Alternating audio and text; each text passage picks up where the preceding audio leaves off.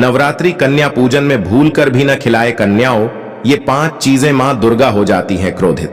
पूरा घर परिवार हो जाता है बर्बाद और घर में छा जाती है कंगाली। जी हां भक्तों, यदि आप भी नवरात्रि में कन्या पूजन करते हैं तो कन्या पूजन में ये 5 गलतियां भूलकर भी न करें। नमस्कार दोस्तों, स्वागत है आपका हमारे इस चैनल गुरु ज्ञान टीवी पर। आपको हम बता दें कि आज की यह वीडियो बहुत ही खास होने वाली है, क्योंकि आज हम आपको कन्या पूजन विधि तथा कन्या पूजन में किन किन बातों का ध्यान रखना चाहिए, किन गलतियों से बचना चाहिए, ये सब तो बताएंगे ही, पर इसके साथ ही आज हम आपको इस वीडियो के अंत में कुछ ऐसे चमत्कारी उपाय भी बताएंगे जिसे यदि आप इस नवरात्रि में विधि पूर्वक कर लेते हैं तो यकीन मानिए आपके घर में कभी पैसों की कमी नहीं होगी। घर परिवार में हमेशा खुशियों का माहौल बना रहेगा, आपकी हर मनोकामनाएं पूर्ण होगी।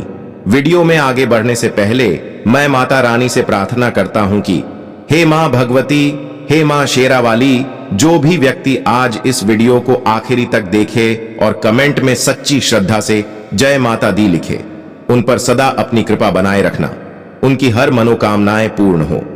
भक्तों, 3 अक्टूबर से घट स्थापना यानी कि कलश स्थापना के साथ नवरात्रि की शुरुआत हो चुकी है। आपको बता दें, इस साल यानी कि 2024 में मां दुर्गा पालकी पर सवार होकर पृथ्वी लोक पर पधार चुकी है। पालकी की सवारी को बहुत ही शुभ माना गया है। आपको बता दें कि शास्त्रों में यह वर्णित है, अगर शारदीय नवरात्रि में माता दुर्गा का आगमन यदि पालकी पर होगा तो मान्यता है कि माता दुर्गा का पालकी पर सवार होकर आना बहुत ही शुभ होता है, जीवन सुखमय हो जाता है। जो भी भक्तगण सच्ची श्रद्धा से माता रानी की भक्ति करता है तो उनको भक्ति का भरपूर लाभ मिलता है। आपको बता दें कि इस बार नवरात्रि का महापर्व पूरे 9 दिनों तक मनाई जाएगी। श्रद्धालुओं ने मां दुर्गा के व्रत शुरू कर दिए हैं। हालांकि कुछ श्रद्धालु 9 के 9 व्रत रखते हैं तो कुछ लोग केवल 2 ही व्रत रखते हैं। कुछ ऐसे भी श्रद्धालु होते हैं जो एक पहला और एक आखिरी व्रत रखकर मां दुर्गा की सच्चे मन से पूजा करते हैं। कन्या पूजन में विधि तथा कन्या पूजन में किन बातों का ध्यान रखना चाहिए, ये सब जानने से पहले आपको बता दें कि नवरात्रि में अष्टमी और नवमी पूजा का विशेष महत्व है। इन दोनों दिन कन्या पूजन का विधान है। अष्टमी नवमी को महाअष्टमी, दुर्गाष्टमी और महानवमी पूजा के नाम से जाना जाता है, पर इस साल लोगों में अष्टमी और नवमी तिथि को लेकर काफी कंफ्यूजन बनी हुई है। तो आज हम आपको बताएंगे कि शारदीय नवरात्रि की अष्टमी और नवमी किस दिन मनाई जाएगी। साथ ही जानेंगे कि पूजा के लिए कौन सा मुहूर्त उत्तम रहेगा। हिंदू पंचांग के अनुसार आश्विन माह के शुक्ल पक्ष की अष्टमी तिथि का आरंभ 10 अक्टूबर को दोपहर 12:31 पर होगा। अष्टमी तिथि का समापन 11 अक्टूबर को दोपहर 12:06 पर होगा। ऐसे में नवरात्रि की महाअष्टमी पूजा 11 अक्टूबर 2024 को मनाई जाएगी। इसके साथ ही पंचांग के मुताबिक आश्विन माह के शुक्ल पक्ष की नवमी तिथि का प्रारंभ 11 अक्टूबर को दोपहर 12:06 से होगा। नवमी तिथि समाप्त 12 अक्टूबर को सुबह 10:58 पर होगी। महानवमी पूजा 11 अक्टूबर को ही मनाई जाएगी। वहीं नवरात्रि का पारण 12 अक्टूबर 2024 को किया जाएगा। पर क्या 2024 में अष्टमी और नवमी एक ही दिन है? तो आपको बता दें कि पंचांग के अनुसार इस साल शारदीय नवरात्रि की अष्टमी और नवमी पूजा एक ही दिन की जाएगी। 11 अक्टूबर को ही महाअष्टमी और महानवमी पूजा होगी। 11 अक्टूबर को दोपहर 12:06 से पहले अष्टमी की पूजा और इसके बाद महानवमी की पूजा कर सकते हैं। इसी दिन कन्या पूजा भी किया जाएगा। महाअष्टमी और महानवमी के दिन कुंवारी 9 कन्याओं को भोजन कराने से माता रानी की कृपा प्राप्त होती है। पर आपको बता दें कि नवरात्रि में एक छोटी सी गलती आपके लिए दुखों का कारण बन सकता है। तो आइए सबसे पहले जानते हैं कि नवरात्रि में किन किन गलतियों से बचना चाहिए। ये बात बहुत ही कम महिला जानती होगी कि शास्त्रों में बालों को नवरात्रि में खुला छोड़ना अच्छा नहीं माना जाता है। खूबसूरत, लंबे और घने बाल हर लड़की की चाहत होती है, जिसके लिए वह हर मेहनत करने को तैयार हो जाती है। फिर चाहे हेयर स्टाइल की बात हो तो वह सबसे बेस्ट रखने की कोशिश करते हैं, लेकिन कई ऐसे पार्टी फंक्शन होते हैं जिनमें वह सोचती है कि खुले बाल रखना ज्यादा बेस्ट है। कई बार ऐसा होता है कि हमें समय नहीं होता है और ऑफिस स्कूल जाने के लिए लेट हो रहे होते हैं, तो ऐसे ही खुले बाल लेकर चले जाते हैं। लेकिन आप ये बात नहीं जानती है कि आप कितना खतरा लेकर चल रही है। शास्त्रों के अनुसार माना जाता है कि स्त्रियों को अपने बाल खुले नहीं छोड़ना चाहिए। अगर आप ऐसा नहीं कर पाती हैं तो खासकर नवरात्र के दिनों में बालों को बांध कर रखें। आइए जानते इसके पीछे क्या रहस्य है। खुले बालों के पीछे शास्त्रों में बताया गया है कि यह शोक की निशानी मानी जाती है। इसीलिए अगर कोई महिला कोई शुभ काम करने जा रहे हैं तो वह अपने बालों को जरूर बांध लें। शास्त्रों के अनुसार माना जाता है कि नवरात्रि में अगर कोई महिला अपने बालों को खोलकर सोती है तो उसके ऊपर नकारात्मक शक्तियों का प्रभाव अधिक होता है।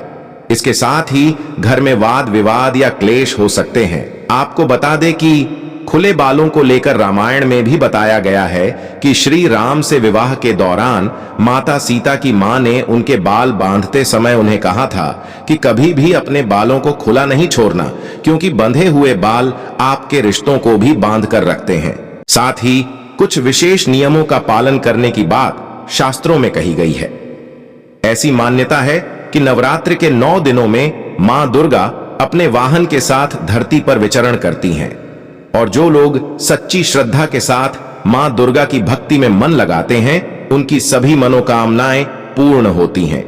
नवरात्रि के 9 दिन में सद्विचारों के साथ रहना चाहिए, मां दुर्गा की भक्ति में मन लगाना चाहिए और शुद्ध सात्विकता के साथ नियमों का पालन करना चाहिए।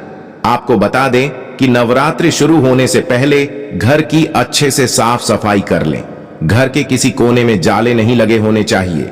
इसके साथ ही घर में किसी प्रकार की पुरानी टूटी फूटी चीजें न रखें और इन्हें नवरात्रि से पहले हर घर से हटा दें और अच्छे से घर के हर कोने की साफ सफाई कर लें। घर के पूजा स्थान की भी नवरात्र से पहले साफ सफाई कर लें। भगवान के सभी वस्त्र, पोशाक और आसान धोकर डाल दें और मंदिर में से अनुपयोगी वस्तुएं हटा दें। शास्त्रों में बताया गया है कि नवरात्रि के 9 दिनों में पूरी तरह से सात्विकता का पालन करना चाहिए। इन दिनों मांस, मदिरा और प्याज, लहसुन का सेवन भूलकर भी न करें। नवरात्रि से पहले इन्हें घर से हटा देना चाहिए।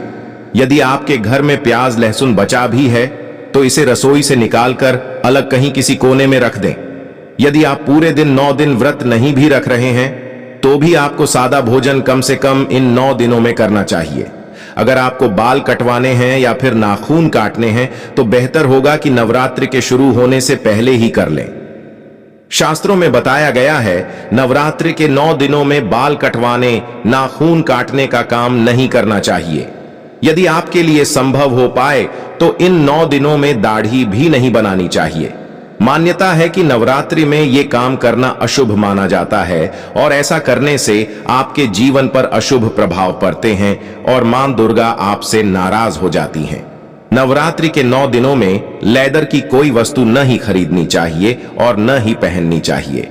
इसके पीछे कारण यह है कि लेदर की वस्तुओं को बनाने में जानवरों की खाल का प्रयोग किया जाता है, इसलिए ऐसी चीजों का प्रयोग नवरात्रि में वर्जित माना जाता है।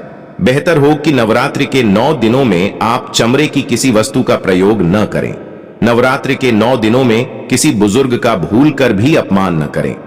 इन दिनों में बच्चों के साथ प्यार से पेश आएं और भूलकर भी उनके ऊपर हाथ न उठाएं। मान्यता है कि बुजुर्गों का अपमान करने वालों से मां दुर्गा कभी खुश नहीं रहती है। नवरात्रि के दिनों में छोटी कन्याओं के लिए उपहार लाने चाहिए और उन्हें आदर पूर्वक घर बुलाकर भेंट करना चाहिए। इसके साथ ही हम आपको बता दें कि कई बार ऐसा होता है नवरात्रि के व्रत में बीच में महिलाओं को मासिक धर्म आ जाता है और इस कारण देवी के पूजा पाठ में विघ्न पड़ता है। इस वजह से मन उदास हो जाता है। आज हम आपको बता रहे हैं कि नवरात्रि के बीच में यदि मासिक धर्म आ जाए तो किन नियमों के साथ आपको पूजा करनी चाहिए। नवरात्र में जो लोग व्रत करते हैं उन्हें साफ सफाई से जुड़े बहुत से नियमों का पालन करना पड़ता है, मगर कई बार कुछ ऐसा हो जाता है कि जिन पर हमारा नियंत्रण नहीं होता। नवरात्र के 9 दिनों के बीच में यदि महिलाओं को मासिक धर्म आ जाए तो कैसे पूजा की जाए, इसको लेकर शास्त्रों में कुछ खास नियम बताए गए हैं। आइए जानते हैं इन नियमों के बारे में। भक्तों, नवरात्र के 9 दिन सबसे शुद्ध और पवित्रता वाले माने जाते हैं और शक्ति स्वरूपा मां की आराधना के चलते यह पर्व महिलाओं के लिए सबसे अधिक महत्वपूर्ण है। महिलाओं के साथ सबसे अधिक संभावना होती है कि नवरात्र के बीच में उनका मासिक धर्म आ जाए। ऐसे में महिलाएं इस दुविधा में पड़ जाती हैं कि उन्हें पूजा करनी चाहिए कि नहीं। नवरात्र के पर्व में ज्यादातर घरों में घट स्थापना होती है और मां दुर्गा की आराधना की जाती है। इस व्रत को ज्यादातर महिलाएं ही करती हैं। महिलाओं के लिए मासिक धर्म प्राकृतिक रूप से होने वाली वह घटना है जो हर 22 से 28 दिन में रिपीट होती है। अगर आपको पहले से यह आशंका हो कि नवरात्र के बीच में यह समस्या आ सकती है, तो आपको व्रत रखने की शुरुआत नहीं करनी चाहिए। ऐसी स्थिति में आप चाहें तो पहला और आखिरी व्रत कर सकती हैं। मासिक धर्म में महिलाओं को चक्कर आना, भूख न लगना और कब्ज जैसी समस्याएं हो सकती हैं। ऐसे में आपको व्रत नहीं रखने चाहिए, लेकिन जिन महिलाओं को ऐसी समस्याएं नहीं होती हैं, वे व्रत रख सकती हैं। इस दौरान आपको माता की प्रतिमा को स्पर्श नहीं करना चाहिए और न ही पूजा की कोई सामग्री छूनी चाहिए। आप सच्चे श्रद्धा भाव से व्रत कर सकती हैं और फलाहार भी कर सकती हैं। भगवान के लिए भक्तों के मन में सच्चा भाव होना जरूरी है और शारीरिक शुद्धि उसके बाद आती है। जिन महिलाओं को मासिक धर्म की समस्या आती है, वे व्रत करने के साथ दुर्गा सप्तशती का पाठ भी मन ही मन कर सकती हैं। अगर आपको यह पाठ याद नहीं है, तो आप अपने मोबाइल में इंटरनेट के माध्यम यह पाठ देखकर कर सकती हैं। किसी एकांत स्थान पर बैठकर आप चाहें तो यह पाठ कर सकती हैं। ध्यान रखें कि यह पाठ आपको स्नान के बाद स्वच्छ वस्त्र धारण करके ही करना चाहिए। अगर नवरात्र से पहले ही आपके मासिक धर्म की शुरुआत हो चुकी है, तो आपको व्रत नहीं करने चाहिए। फिर भी यदि आप व्रत करने का संकल्प ले चुकी हैं, तो पूजा स्वयं न करें। इसकी बजाय घर के किसी अन्य व्यक्ति से पूजा करवा सकती हैं। दुर्गा सप्तशती का पाठ करने और सुनने से आपको व्रत का पूर्ण फल प्राप्त होता है। जिन महिलाओं को नवरात्र के बीच में मासिक धर्म आ जाए, उन्हें निराश होने की जरूरत नहीं है। इस दौरान उनके लिए जरूरी है कि वे मां दुर्गा का मानसिक जप और मानसिक रूप से ध्यान करें। ऐसा करने से आपको पूजा का पूरा फल मिलेगा और मां भगवती आपकी सभी मनोकामनाएं पूर्ण करेंगी। अगर आपने पहला व्रत कर लिया है और आपको आखिरी व्रत तक मासिक धर्म की शिकायत हो जाए, तो भी आपको आखिरी व्रत करना चाहिए और कुछ नियमों का पालन जरूर करना चाहिए। नवरात्रि में जिस समय आपका मासिक धर्म खत्म हो जाए, उस समय नहाकर साफ वस्त्र धारण करके मां भगवती का पूजन करें। मित्रों, आइए अब हम जानते हैं कि नवरात्रि में कन्या पूजन कैसे करें तथा किन बातों का ध्यान रखें। आपको नवरात्रि के 9 दिन मां दुर्गा के 9 रूपों की पूजा अर्चना और व्रत करने के साथ अष्टमी और नवमी के दिन कन्या पूजन किया जाता है। मान्यता है कि नवरात्रि का व्रत कन्या पूजन के बाद ही पूरा माना जाता है। शारदीय नवरात्रि की शुरुआत 3 अक्टूबर से हो चुकी है। इस दौरान मां दुर्गा के 9 रूपों की आराधना करने के बाद अष्टमी और नवमी तिथि को कन्या पूजन करना बहुत ही शुभ होता है। नवरात्रि की 8वें दिन मां महागौरी और नवमी को मां सिद्धिदात्री की पूजा की जाती है। यह दोनों तिथि में कन्या पूजन बहुत ही शुभ फलदायी होता है। वैदिक पंचांग के अनुसार शारदीय नवरात्रि की अष्टमी तिथि की शुरुआत 10 अक्टूबर 12:31 से शुरू होकर 11 अक्टूबर 12:07 से शुरू होकर 6 मिनट तक रहेगी। अष्टमी तिथि का समापन होने के बाद नवमी तिथि की शुरुआत हो जाएगी।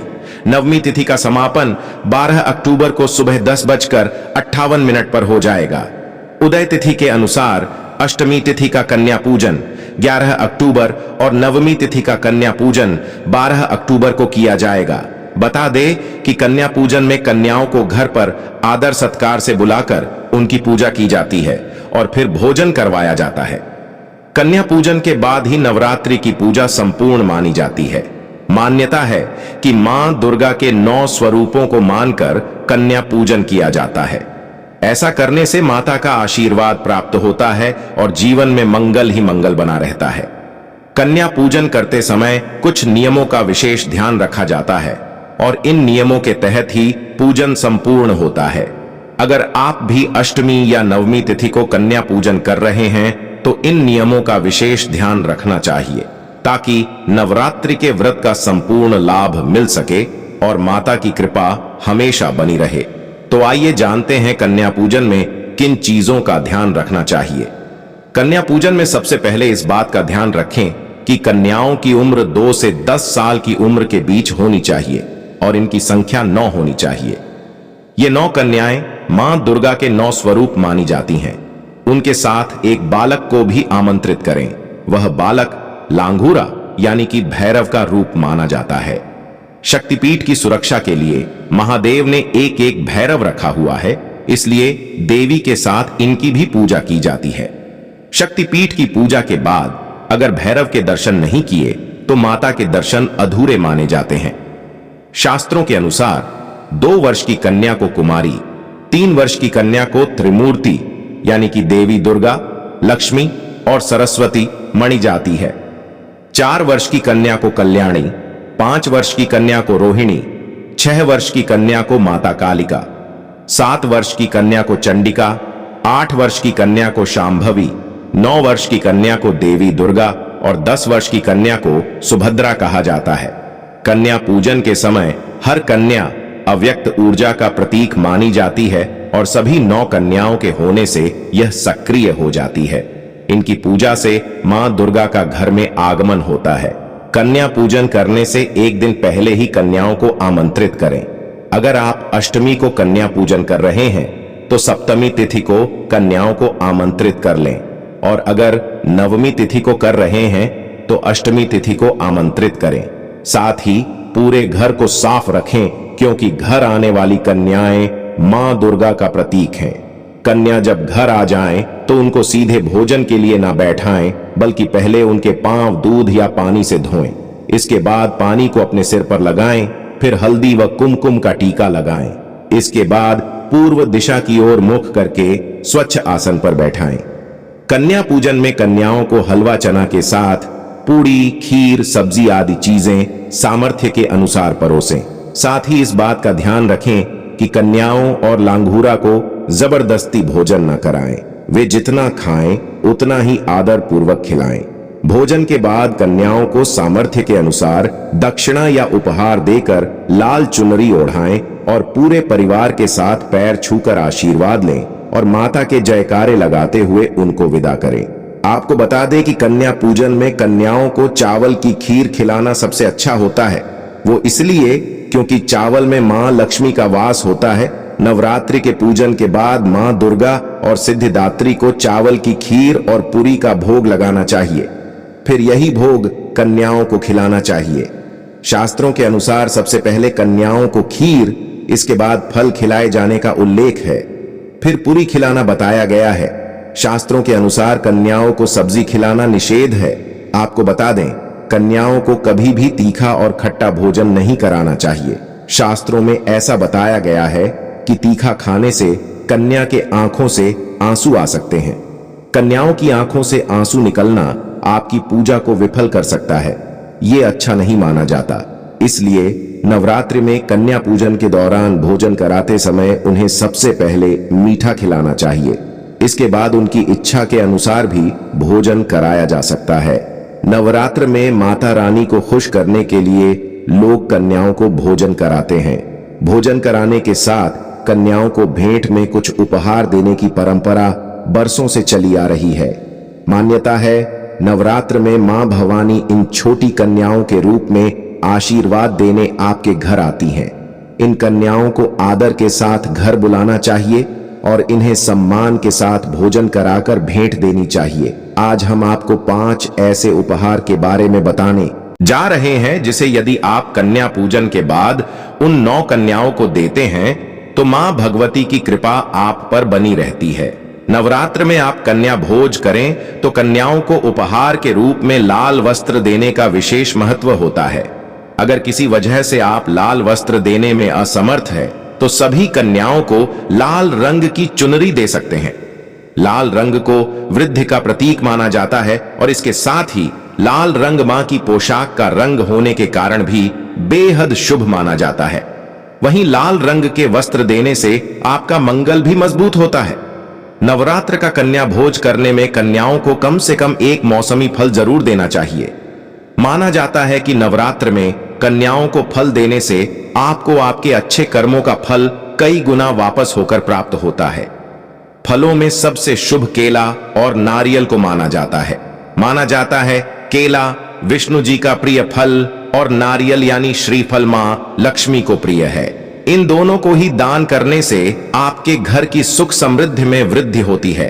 कन्या भोज को करने के लिए आपको कम से कम एक मिठाई भी शामिल करनी चाहिए। अगर किसी वजह से आप मिष्ठान शामिल न कर सकें तो घर में साफ सुथरे ढंग से बनाया हुआ सूजी या फिर आटे का हलवा भी माता का भोग लगाकर कन्याओं को खिला सकते हैं।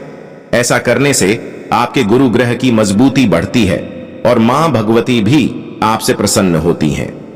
नवरात्र में कन्या भोज कराने के बाद भेंट में कन्याओं को रंगार की सामग्री भी उपहार में दे सकते हैं।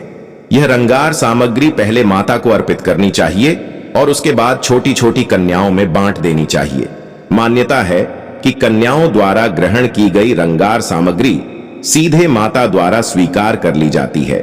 परंपराओं के अनुसार कन्याओं को जब विदा किया जाता है तो विदाई में उनको कोचा दिया जाता है। इस कोचे में चावल और गुड़ दिया जाता है। मान्यता है कि इससे आपके घर के धन धान्य में वृद्धि होती है। नवरात्र में भी आप कन्या भोज करें तो विदा करते समय कन्याओं को उपहार के साथ थोड़ा सा चावल और जीरा भी देना चाहिए। इससे आपके घर में संपन्नता बढ़ती है। नवरात्र में कन्याओं को विदा करते समय उन्हें दक्षिणा के स्वरूप कुछ रुपए पैसे भी जरूर देने चाहिए। ऐसा करने से मां लक्ष्मी आप पर प्रसन्न होती हैं और आपके भंडार भर देती हैं। हो सके तो कन्याओं को अपनी सामर्थ्य के अनुसार 11, 21 या फिर 51 रुपए देने चाहिए। दोस्तों, अब हम आपको उन चमत्कारी उपायों के बारे में बताने जा रहे हैं जिसे यदि आप इस नवरात्रि में कर लेते हैं तो आपके घर में कभी धन संपत्ति की कमी नहीं होगी। माता लक्ष्मी की कृपा सदा आपके घर परिवार पर बनी रहेगी। तो आइए जानते उन चमत्कारी उपायों के बारे में जिसे यदि कोई व्यक्ति इस नवरात्रि में कर लेता है तो यकीनन उसकी किस्मत ही बदल जाती है। भक्तों, नवरात्र का पर्व 9 दिनों तक मनाया जाता है और ये 9 दिन बहुत शुभ माने जाते हैं। कहा भी जाता है कि जो शुभ काम आप साल के किसी और दिन ना कर पाएं और वो नवरात्र के इन 9 दिनों में करें तो जरूर पूरा होता है और कोई रुकावट भी नहीं आती। लेकिन हम आपको कुछ अचूक टोटके और उपाय बता रहे हैं जिनकी मदद से आप न सिर्फ धन, सुख और तरक्की पा सकते हैं बल्कि अपने जीवन के कष्टों को भी दूर कर सकते हैं। नवरात्रि में अगर आपको अचानक धन प्राप्त करना है तो आपको शाम के समय कुएं या फिर नदी के किनारे दिया जलाना चाहिए। दिया जलाने के बाद हाथ जोड़कर माता लक्ष्मी का आह्वान करें और फिर बिना कुछ बोले उस जगह से प्रस्थान करें। नवरात्रि में अगर आप माता लक्ष्मी की कृपा पाना चाहते हैं तो अशोक वृक्ष यानी बरगद की थोड़ी सी जड़ लाकर अपने घर की तिजोरी में रखें। तिजोरी को बंद करने से पहले माता लक्ष्मी सहित नव दुर्गा का नाम लेकर अपनी समस्त परेशानियों की मुक्ति के लिए प्रार्थना करें। इससे आपको धन प्राप्ति होगी। नवरात्रि के 9 दिन सुबह जल्दी उठकर नहाने के बाद सूरज निकलते समय 11 बार लक्ष्मी और श्री सूक्त का पाठ करना चाहिए। ऐसा 108 दिनों तक लगातार करने से धन से जुड़ी सारी समस्याएं दूर हो जाती हैं। साथ ही इस दौरान माता लक्ष्मी की आरती करते रहें। आपको माता लक्ष्मी की कृपा पाने के लिए शाम के समय माता लक्ष्मी को केसर युक्त खीर का भोग लगाकर कनकधारा स्तोत्र का पाठ 9 बार करें। देवियों की कृपा से न केवल आपके जीवन में धन धान्य की कमी नहीं होती बल्कि आपके धन संबंधी संकट भी दूर हो जाते हैं। आप अगर नवरात्रि में अपनी आर्थिक स्थिति मजबूत करना चाहते हैं तो आपको लाल रंग की ध्वजा चढ़ानी चाहिए। साथ ही पीपल के वृक्ष के पास देसी घी का एक दीपक भी जलाएं। इससे माता भगवती की विशेष कृपा पाने से आपको अचानक ही धन लाभ होता है और आपकी आर्थिक तंगी दूर होती है।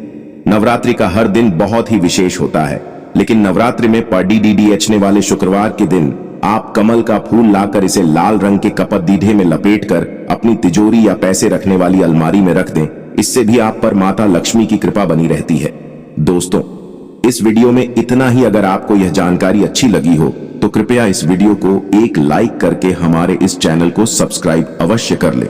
साथ ही इस वीडियो को अपने मित्रों बंधुओं के साथ शेयर अवश्य करें ताकि उन्हें भी इसका लाभ मिल सके। वीडियो में आखिरी तक बने रहने के लिए आपका धन्यवाद।